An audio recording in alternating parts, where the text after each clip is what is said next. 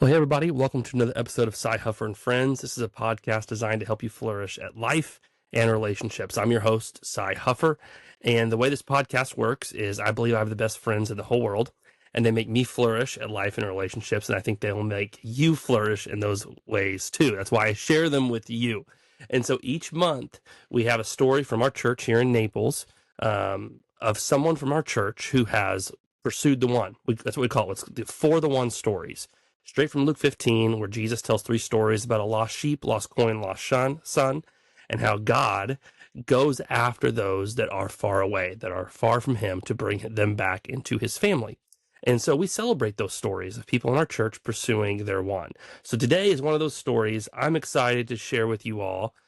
Kevin and my friends Kevin and Scottie. Guys, tell them a little about yourself, what you do. Kevin, you go first. My name is Kevin Buono. My profession is a sales manager of a construction supply manufacturer. I have two beautiful children and a beautiful wife, who many of you may know. They are 8 and 5, and that's it in a nutshell for me. That's right. What about you, Scottie? I am Scottie Forbes. I am 46, I think. Old, 46. Married 10 years, two boys, 9 and 6. And I work for an electronics engineering company. We build cable assemblies for submarines. That's I just think that your job is like the most wild thing I've heard. Yeah. That's unreal, dude. I love it. So part of your guys' story that's cool is, Kevin, you and Scottie were friends long before either of you were going to our church. And then over time, there was at one point where you ended up inviting Scottie to come to church with you. So talk a little bit about that, about like your friendship. How'd you guys meet? What did that look like? And then when was the moment, Kevin, when you were like, hey, I want to invite my friend to come to church with me? I don't know if I remember the exact moment that I asked you to go to church, or I don't even know that I did ask you to go to church. I think we were kind of just friendly and friends, obviously, both from being from the Northeast.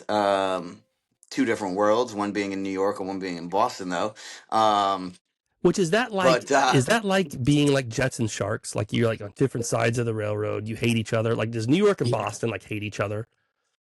there's some animosity there, I would say. But I think from down here, it was comforting knowing that, hey, he's from the Northeast too, and moved down here. So I think that was kind of what connected us first. And his brother lived on the street also. So, our kids are the same age. We were always out there, always outside playing with each other.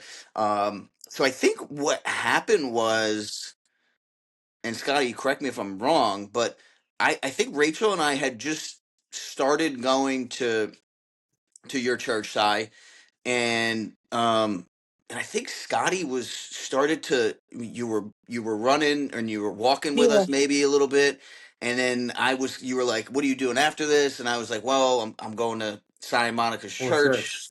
Yeah. Yeah. And then a few weeks later, I don't even think I was like, hey man, you look like you need church. I think you should come. No, I think it was just kind of a natural type of thing. We had a discussion. We had a, small talk about me asking you, just curiosity, really. I'm just a curious person. And, when you had said, we're going to the gathering, we really like it, the people are great, the sense of community is great. And me being curious, asking why? Why, why? Why, not just why do you go there, but, why are you following Jesus? I said, I think I remember saying, like, how do you know? I mean, you're going to church, you believe in God, you follow Jesus, and why? And you said, because I just know.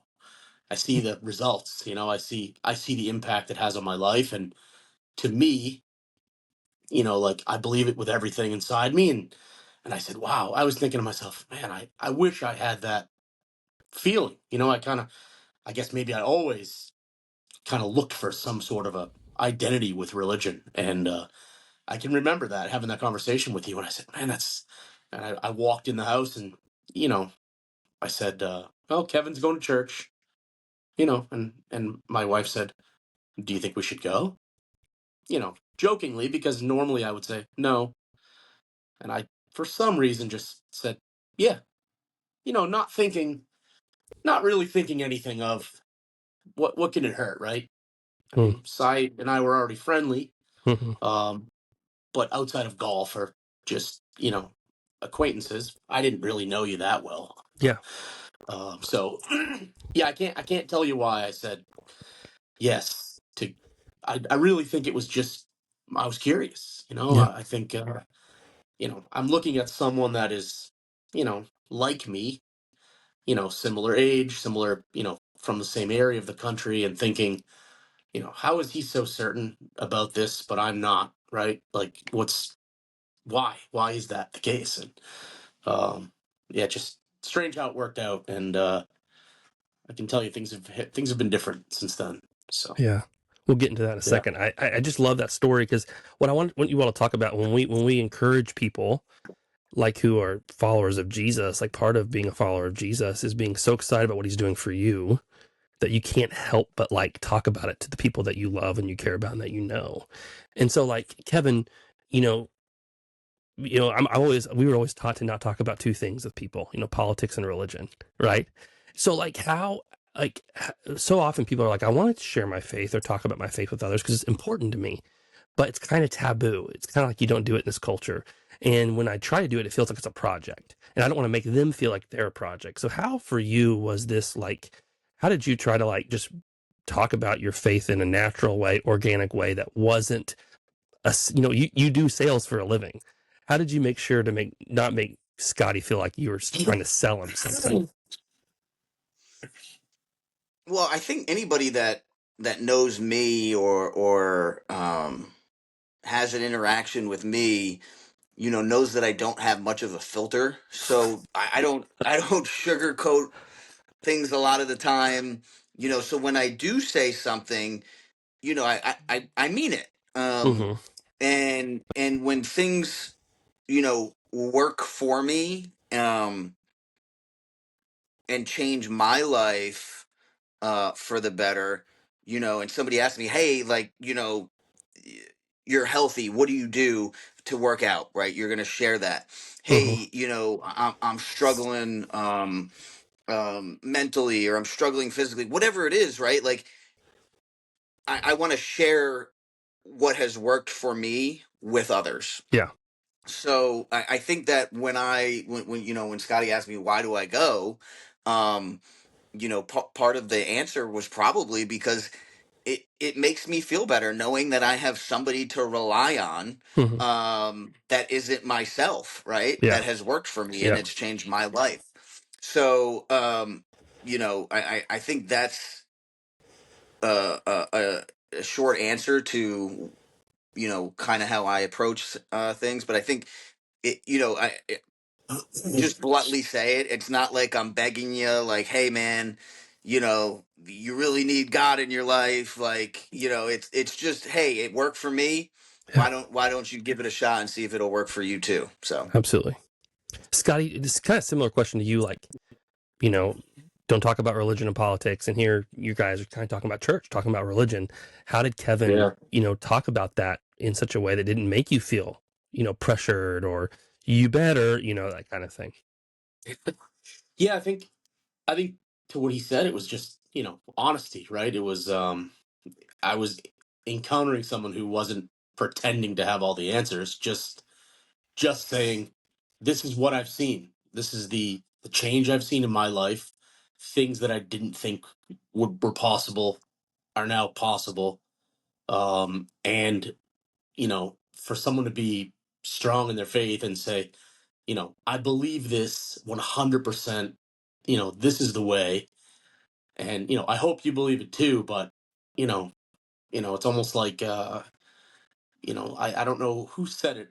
Did you say it, or maybe someone that was speaking at church a few weeks back and said you know, you can have faith but you can't have mine, right? And it was like Mm. a, you know, he was like, this is, you know, this is it for me, like, you know, I'm not, I'm not paying, I'm not trying to convince you. I'm not trying to tell you, you should do this because this, and this.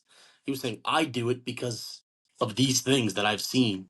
Mm-hmm. And, you should try it. You don't have to, but, you know, it's worth a try. It's worth at least exploring. And, honestly, I didn't think I would have the reaction that I had, right? I thought I would go shake hands with people, say, "Hey, it's nice to see you."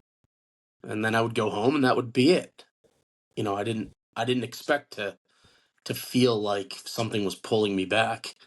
Um, I start to see, you know, what's drawing me to the church isn't perfection, right? You're expecting to see like all these Yeah. people who have it together, but Hmm. it's the opposite, right? Mm-hmm.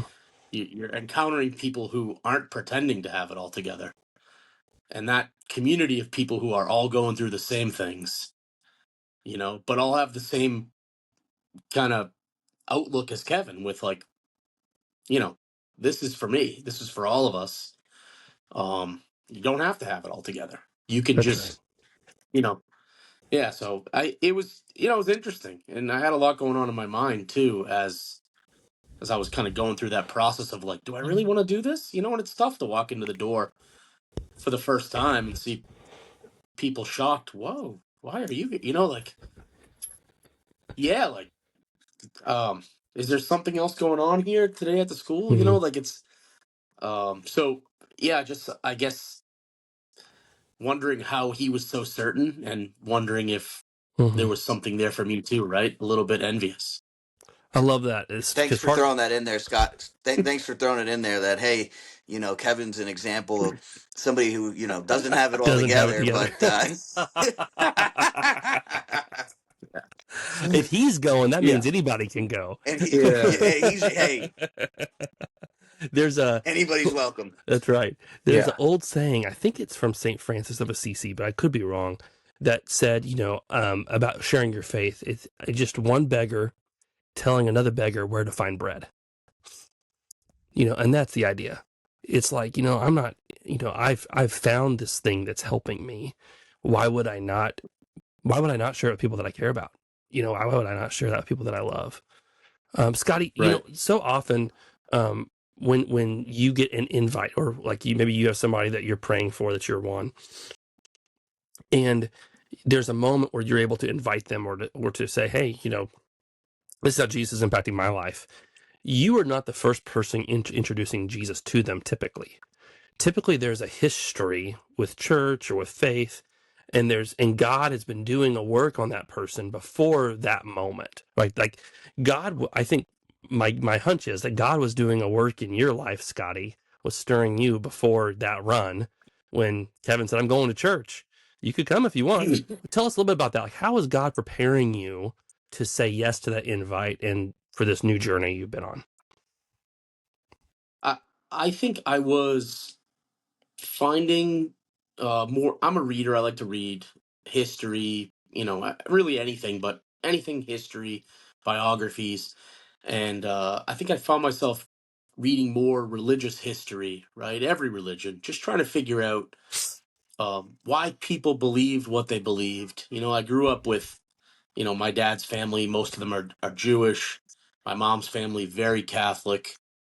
And church, temple, worship was an obligation Hmm. growing up. It wasn't something that you looked forward to. It was, I have to do this because my grandmother says that I have to go. My mom says that I have to go. So, I always kind of looked at it like that, right? It was never something for me. It was something that I was obligated to do for someone Mm-hmm. else. I think when I finally started to think, let me learn about it. Let me just, let me learn about the early church. Let me learn about what people were doing, right? Um, See how their lives were impacted. Read some of the stories, and I started to just get a little bit more curious as, you know, maybe I should, you know, read about some things that I hadn't learned previous. Maybe I should learn more about Judaism since I've got some, a lot of Jewish family members. Maybe I should look into Catholicism again, and I had, negative experiences with that. And I I didn't really stop. I just continued to kind of learn, and I was hoping, like a lot of people, to get some sort of a miraculous sign, right? Like Mm, I think people say, well, when I get a sign, right? When God tells me, hey, I'm real, then I'll believe. And it's like I guess I kind of was stuck on that. Like, I haven't had that one moment, right? I mm, haven't had that one point, and um, maybe God was keeping me curious. mm, I don't know. But for a long time, I just waited for, I'll get a sign someday. If it's real, I'll get a sign. I didn't think of following Jesus as a response, right? mm. It's a response, not an obligation. You're responding to someone that's going to improve your life. So I think, I just, I never stopped being curious. And, when my son was interested about going to church, asking about God, I said, I probably should, allow him to explore that, Mm, because I don't want to keep that from him. I don't want to hold him back from attending church and learning just because I have, mixed feelings. mhm, And so that was that kind of started the family thinking, okay, maybe we should look into, you know, attending a service, or, maybe going to a Catholic mass, or just kind of seeing if the kids catch on to anything or are interested in it. Um, I never imagined they would be as involved or interested as they are. So much so that But they're dressing up as Jesus for Halloween. right, yeah, we have a 6-year-old dressing up like Jesus, but it's yeah, yeah, he can do what he wants, right? I love it, dude. But yeah, just I guess again, like I trying to find meaning, trying to find identity Yeah. in religion. I think, I can't, I think about that day often, and I think, Mm, why that day did I say, yep, absolutely, I'll go to church today? And I think, I don't know, I mm. don't, I, that was the day, I guess, that That was was the the day. moment. And it's, It is yeah, there's in no, to your point, it's not necessarily the Red Sea being parted and the Israelites walking through on dry ground miraculous, right. but there is something miraculous about, like, you said yes that day and something happened Yeah. that was a switch, and for you, Kevin, what's it been like? Like, here's this guy you running with, you make some offhanded comments about church, him and his wife show up, and next thing you know, you're watching them grow in their faith and it bloom. Like, what's it been like to be watching this journey of Scottie and Amber and the kids? It's incredible to see, and it's exactly what you would expect from someone who has now devoted a lot of their time and energy to the church. Mm-hmm. Um, it's it's great to see, and honestly, it's great for me, right? Because we all go through seasons, right, where maybe we're more connected than others, and right now my season is it's like it's a struggle for me, right? But it invigorates me a little bit to see the guy that I asked to go to church, or just happened to come because of me, now being so connected that it lights a little bit of fire under me now to stay as connected as I once was. So it it helps Scotty, and will continue to help him, but it's also helping me Yeah. at the same time. Like a lot of the stuff that does when you reach out and you help other people, it not only helps them, but it does something inside for you as well. Yeah, there is this economy in the kingdom where Jesus says it's more blessed to give than to receive, right? And that's in Acts 20. And that applies to more than just money. Yep. It applies to serving. It applies to caring for the needy. It applies to inviting other people to come be a part of what you're doing. Like, you doing that actually is going to invigorate your faith and deepen your faith more than necessarily the person that's coming, right? because of that invite. Scottie, you've been on a 100%. journey over the last year and a year or so. I don't know if it's been a full year since you've been attending. Do you know how close it's been? Yeah, about 10 months or 10 so. months. Yeah, not Around, quite a yeah, year. You yeah, this last like Sunday, February, somewhere. Yeah, yeah. you got baptized. Like you went out to the ocean and gave your life to Jesus in baptism. I did. Talk a little bit about that decision. Like where did Yeah, the process that led to you saying, I'm ready to say yes. I thought about it for a while. Um, I thought, is this? I kind of could feel, my thought process with everything changing. Right, I could Mhm. see the type of music I'm listening to, not because I'm trying to make a change, but my radio is turned to Christian music, right? And Mhm. why am I enjoying this now? I'm not putting on 90s hip hop. I'm enjoying the Christian music, and I thought, well, I'm singing. Now I'm singing at the church. I'm learning the songs. I enjoy them. Makes me happy, right? Yeah. Um, All that to say, but nothing's wrong with 90s hip hop. everything I just in want my to be life. clear.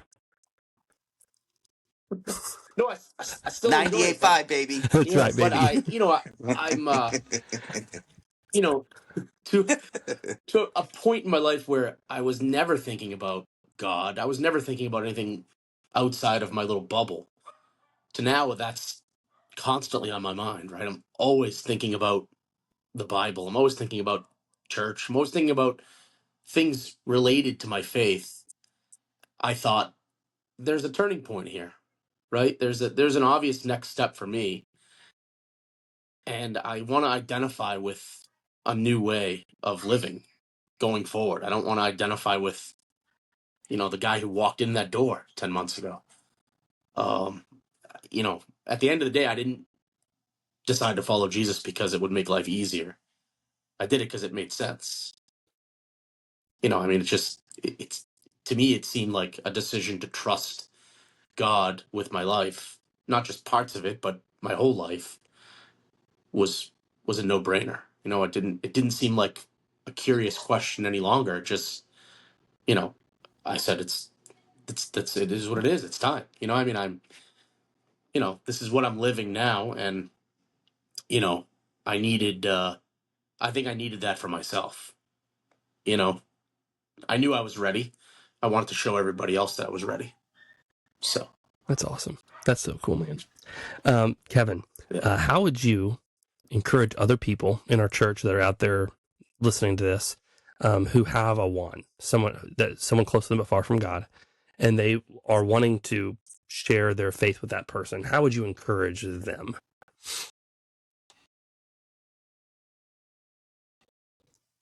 I would say, don't try and sell somebody on the idea of church. I think what intrigues people about church more is how you kind of live your life. And like Scotty said, I think he knew that, hey, Kevin's definitely not perfect, but he's found something, right?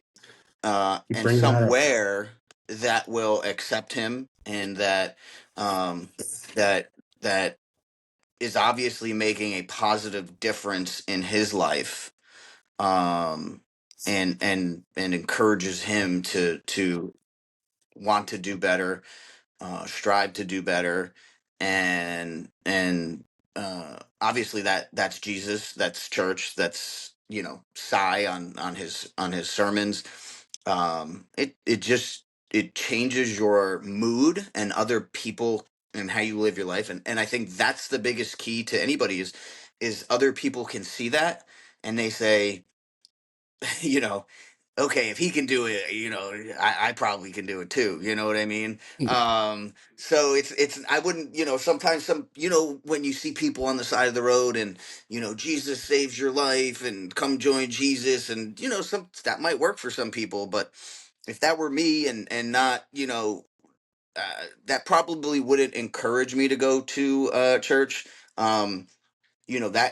That kind of stuff to me would be like that's shoving it down your throat. I think the best way to encourage somebody or to show them is just how you live your life, and when they ask you about it, be real. And I'm not, and I've told, like, Scotty's, been with me and friendly with me and knows that I'm not a perfect by any stretch of the imagination, but that I think he also knows that I do strive to be better. And the reason why I strive to be better is church and Jesus, um, and that's just kind of the realest way that I can put it uh, in to answer your question.